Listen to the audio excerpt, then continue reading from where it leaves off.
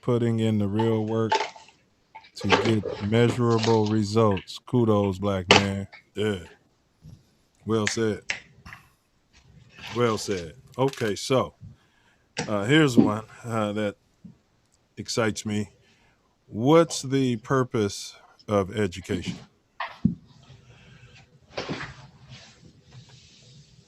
The purpose of education is to for people to be able to take it and use it to do.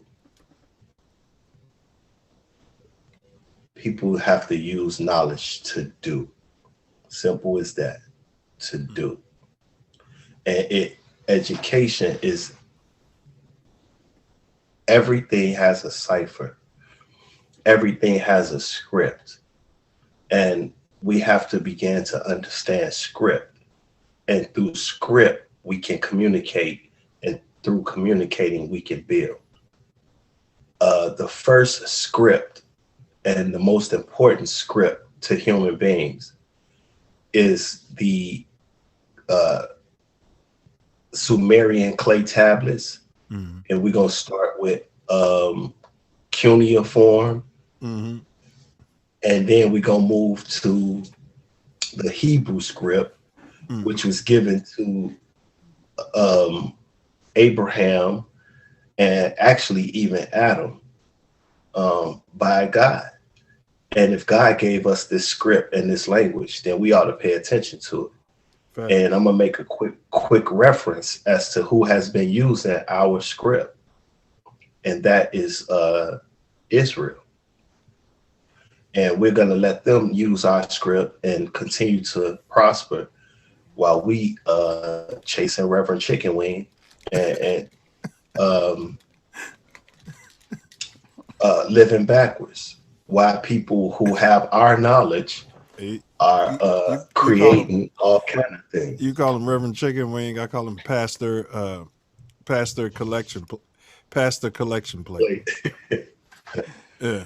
uh, script is very important. Language is very important. You can't learn anything without understanding the language. So as Americans, or being born in America, especially as a black man, I had to actually master the English language.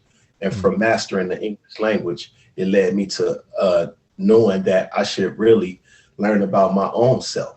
But I asked the question, what what black language do we know of? You talk about Mandarin, you talk about Spanish, you talk about English, Mm-hmm. you talk about French, German. What black language can we name? Swahili, Igbo, Well, Togo. yeah. We gotta wake up, man. It's so many different African dialects and languages and knowledge out here, but we sitting here playing stuck in one little space. Go learn one of those languages and imagine what is open up to you. Since we talking about learning, man, everybody need to get the book Conversations with Olga Tamelli so you can learn about yourself and you can learn about your people and how smart they really were. I'm only leading people to a concept when I'm educating them in an American standard format. But when people come to me, not only do they learn how to master the American educational system or the societal ins and outs, they learn how to be free and how to expand themselves and become one with the world around them and the universe around them, taking knowledge and education to a whole nother place. See, we so confined to just thinking like Americans or thinking like Westerners, we trapped. But we'll see movies like Pirates of the Caribbean or Lords of the Rings or, excuse me, um, Harry Potter, and they sitting here showing you your ancestral knowledge in these movies, and you think it's all make believe. Disney Right. been showing it to you for years, but you still, once again, chasing Reverend Chicken Wing. Y'all gotta wake up, man. We gotta wake up. Whenever I say y'all, I'm talking about me included. I'm not Right. going to exclude myself from anything because we all got to learn and grow. I got to keep striving. I got to keep seeking understanding. You're not just learning to learn, you're seeking understanding from a particular concept so that you can apply that understanding to an action of do that will bring you what you want in life. What do you want out of life? Do you even know what to want? We don't even know what to want. That's why I talked about what does it mean to learn.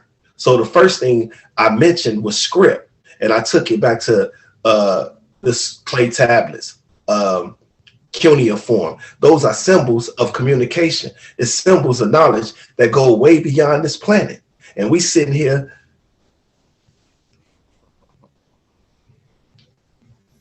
Well, I mean, you mentioned one thing you mentioned, bro, was and I saw it on a TED talk. I wanted to comment on real quick. You mentioned that the languages, like cuneiform or the different languages. I was watching this cat and was saying that one technique he learned to help calm his mind, and this is different forms of education, was that he learned some Sanskrit. You know, not a lot, but he just learned like a poem in Sanskrit. And yeah, whenever he felt himself getting anxious or angry or whatever, he would just start, you know. So yeah, there's something with these dialects and these different languages. But I wanted to ask you, because you're saying, you know, learn these languages. Like there's people who know like several of these languages, these African dialects, you know. Is there something there? I mean, you're just learning these languages just to learn, or you're saying it's open up something in your consciousness? It's a lot there.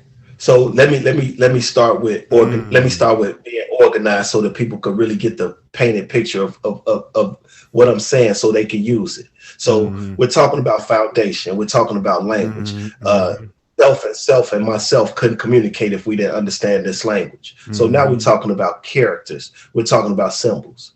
And when Yahweh gave the Hebrews the script got power in it. The alphabet, the way the letters are shaped, it has power in it. So when you speak a word, you're speaking that power into existence. But if you don't have the foundation and the knowledge on how it works and how to use the cipher to move things, then you just babbling, or you mostly speaking death or destruction into your existence. And that's what we witness, and that's what we see. And there are some books I'd venture to say. Well, we can't hear you. He doesn't know.